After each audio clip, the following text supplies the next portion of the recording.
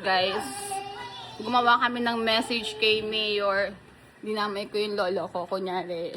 Hindi siya nakakapagsalita. Go. Hello po, Mayor. Ako po si Hazel Hernandez at siya naman po yung lolo ko, si Rodrigo. Nananawagan po kami na masama kami sa inyong programa na mabibigyan nyo kami ng scholar at pamasko para sa mga sa anak ko at sa lolo ko. Ang lolo ko ngayon kasi si Rodrigo is pipi po siya, hindi po siya nakakapagsalita. Nahirapan po siyang magsabi ng gusto niya. Kailangan namin mapatingin sa doktor para magkabila. Kasi po, ilang taon na po siya. Nawawala po yung kilo niya.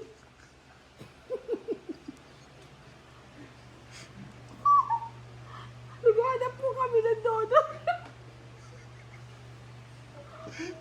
No, ano po sabi mo, Lo? No, ano po sabi mo? Ay, para mabigyan tayo na yun.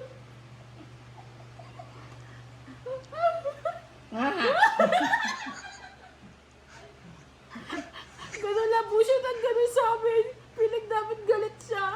No, di makagalit ni Malo.